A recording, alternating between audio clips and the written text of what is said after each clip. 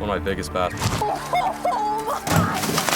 The spring clean out sale is here at Googansquad.com. We gotta make some room for the new Doob tubes that will be dropping very soon. So from now to March 23rd, here's some of the deals you can expect. Googan rain gear and jackets, 70% off. $7 hats. And baits as low as $5. Save on all the great Googan baits now, and be sure to check out the website on March 23rd to see what we've got cooking up in stores. Welcome back to the Googan Lab.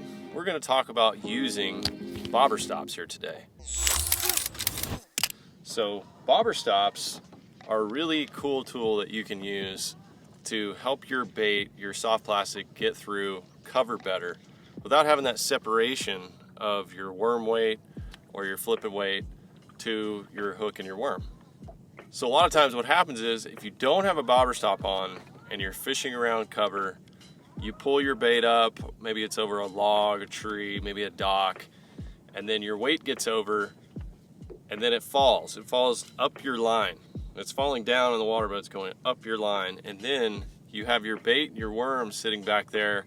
And if a fish bites it, you're gonna be setting the hook on the weight first. And it's just gonna result in a lot less caught fish.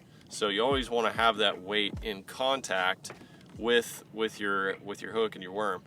And what's nice about a bobber stop is when you set the hook and the fish starts fighting, a lot of times it'll come up the line, and then that'll create that separation that's nice because the weight is an easier way for a fish to throw that hook. So when they do become separated, don't worry about that when you're fighting the fish. That's actually a good thing because the fish only has the weight of the hook and not that actual, 3/8, half ounce, whatever it is, to get that extra leverage to shake that bait out of its mouth.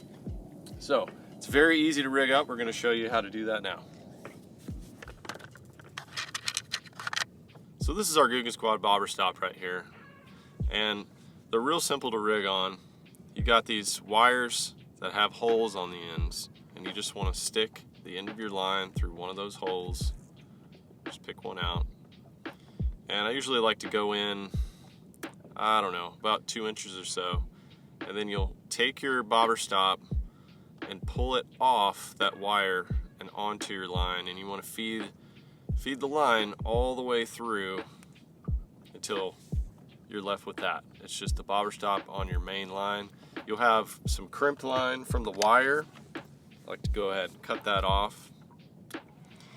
And then I'll just add a little bit of spit right there, so that makes it easier to slide up the line, and then I can do my rigging. And I'll just back that back down when I'm done.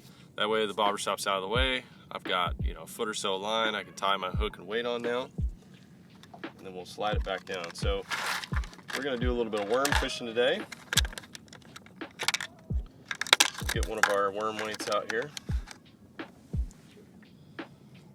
Slide that on.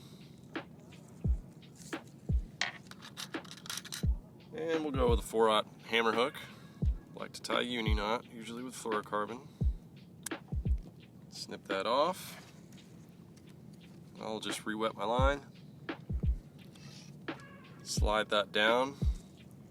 And now I'm ready to rig my plastic on there. So I usually just leave just a little bit of room in there, and that weight will slide just a little bit back and forth. That way it gives it a little bit of wiggle room just to move around. And when you set that hook, it'll usually slide up about a foot or so. So we'll rig our plastic up. We're gonna be fishing some brush piles out here today. So having the bobber stop is crucial when you're fishing brush piles and timber. You're always staying connected.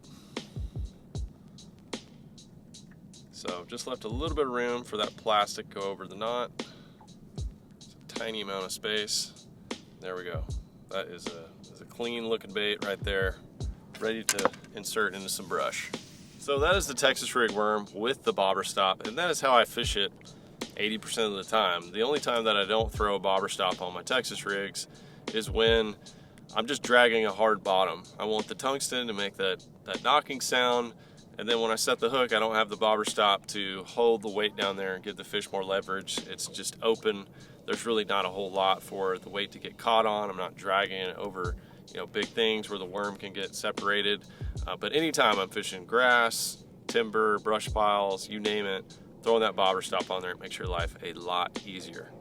So definitely get some bobber stops, put them in your tackle box, and happy worm fishing. Happy snagless worm fishing.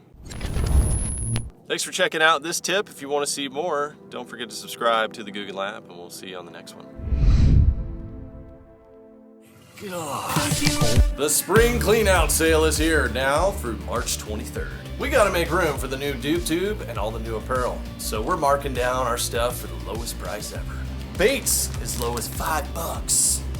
70% off our jackets. All hats, $7. Save now and come back for the drop after March 23rd. Googansquad.com. Just look how fat that fish is.